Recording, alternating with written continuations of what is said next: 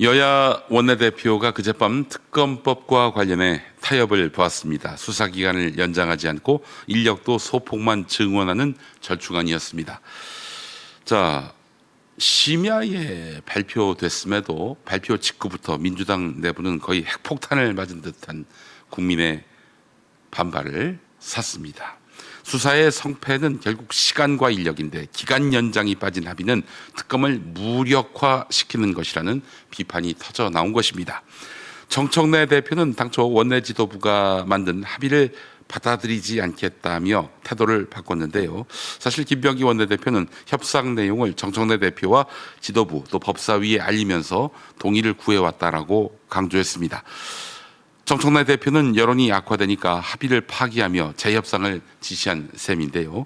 애초부터 이런 합의는 불가능하다, 이런 뜻을 분명히 했다면은 발생하지 않을 시비거리였습니다.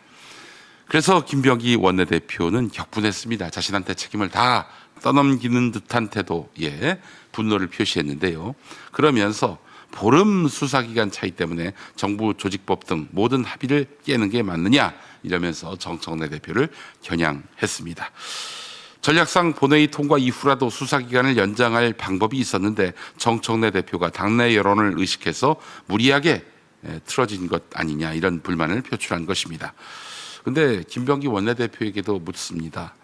나중에 바꿀 법이라면 왜 합의를 했는지, 이것도 궁금합니다.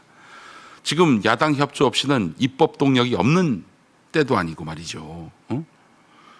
150석이 뭡니까? 160석이 넘고요. 또 민주당과 뜻을 같이 하는 진보정당과 합을 이루면 무슨 법이든 다 통과시킬 수 있는 시점인데, 자, 그리고 본인이 그렇게 타협 봐놓고는 왜 남에게 또 책임을 나누려고 합니까? 본인이 총대 맨 거 아닙니까? 이재명 대통령은 아예 선을 확실히 그었습니다. 내란의 진실을 규명해야 한다. 저는 수사기간 연장 제외를 원하지 않는다. 수사기간 연장을 담은 애초의 특검법안에 지지를 표시한 것이죠. 대통령의 기조는 늘 일관됐습니다. 정청래 대표도 그러했던 것으로 우리는 알고 있는데, 선명한 내란 수습을 약속하며 당원에게도 지지를 받은 김병기 원내대표 또한 이런 태도를 보일 것이라고 아무도 생각을 못했습니다. 그렇기 때문에 이 민주당 지지자들 또 민주시민들은 의아합니다. 그런 합의를 왜 했는지. 결과적으로 더 센 특검법, 이것이 관철됐다는 점에서는 다행이라고 생각됩니다. 정치권의 셈법 속에서 특검이 흔들렸지만 특검 내부에서는 오히려 안도하는 기류가 감지되고 있다고 합니다. 수사 범위가 방대하고 새로운 혐의가 계속 드러나는 상황에서 기간과 인력이 보강되지 않는다면 상당수 사건은 덮일 수밖에 없었기 때문입니다. 민주당이 당원이 반대하면 멈추는 당이란 점에서 비록 이번에 상처는 있었지만 사필 규정이라는 생각이 듭니다. 사필 규정이 가능한 민주당, 여전히 희망을 걸지 않을 수가 없습니다. 자, 그러나 반드시 짚고 넘어가야 할 고민거리가 있습니다. 사실 정치라고 하는 것은 타협의 예술이라고들 말하는데요. 하지만 이번 합의 과정을 보며 국민이 느낀 것은 예술이 아니라 배신이었습니다.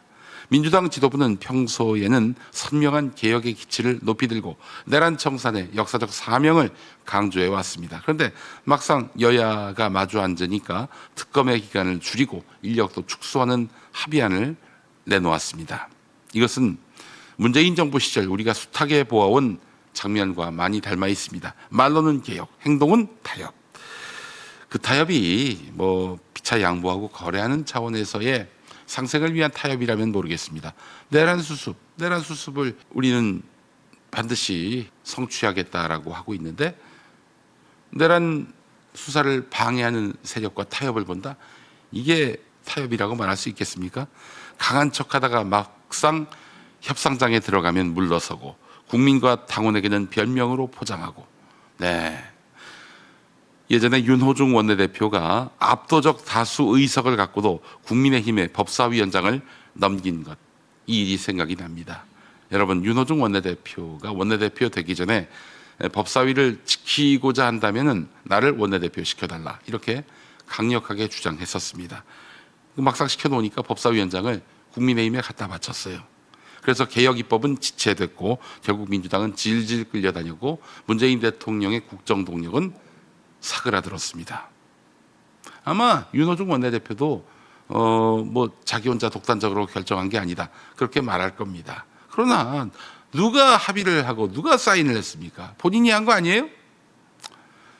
이태원 참사 관련한 이상민 행정안전부 장관에 대한 탄핵 여러분 기억하시죠? 법사위원장을 국민의힘에 넘기다 보니까 국회 측 소추인단 대표가 국민의힘 소속 법사위원장 김도읍이었습니다. 제대로 헌재에 가서 이상민이를 탄핵시켜야 한다. 따져보지 않았습니다. 따져보지 않았어요. 그때 가서 통탄하고 늦지 않았습니까? 뭐 지금 이번에 법사위원장 뭐 넘기는 사안은 아니지만 이렇게 개혁 입법, 국민과 약속한 내란 수습, 그것을 타협이란 이름으로 사실상 희석시킨다? 이건 국민에 대한 배반 아닐 수가 없는 것입니다. 예. 이번 사안, 내란과 김건희 의혹, 순직 해병 사건을 다루는 특검은 단순한 정치 쟁점이 아닙니다. 민주주의의 근간을 흔든 범죄, 국가 권력을 사유화한 의혹을 바로잡는 역사의 책무입니다. 이번에 그 책무를 제대로 다하지 못한다면 또 이런 권력이 나올 수가 있는 거예요. 응? 그런데 민주당 지도부가 국민의힘, 다시 말해서 내란 잔당과 손을 잡고 특검을 약화시키는 합의를 했다? 참으로 어이없는 일이 아닐 수가 없는 것입니다. 국민은 지금 정치권이 진짜로 싸워야 할 대상이 어디인지 똑똑히 보고 있습니다. 내란의 진실을 밝히고 권력형 비리를 끝까지 추적하는 것, 그것이 민주당이 약속한 길이면서 국민의 기대에 부응하는 것입니다. 국민은 여야가 타협만 하면 무조건 박수칠 준비가 돼 있지 않습니다. 그 타협이 국민을 위한 것인지 역사와 정의를 위한 것인지 아니면 정치권 자기들만의 편의와 안위를 위한 것인지 정확히 구분할 줄 압니다. 이번 합의 파기 과정은 혼란스럽고 창피했지만 분명한 교훈을 남겼습니다. 지지자와 국민을 배반하는 정치, 눈치만 보는 정치, 겉으로만 개혁을 외치는 쇼잉 정치가 반복돼서는 안 된다는 점입니다. 내란 세력과의 타협이 아니라 그 세력을 단호히 심판하는 것이야말로 국민의 뜻이면서 민주주의를 지키는 길입니다. 기권 적폐청산한다면서 나중에는 박근혜를 사면하며 국민에게 사기친 문재인 정권의 모습이 이재명 정부에서는 절대 재현돼서는 안 될 것입니다. 민주당이 이 교훈을 외면한다면 결코 용서받지 못할 것입니다. 그렇게 해서 내란 잔당들에게 또 정권이 넘어가게 될 것입니다.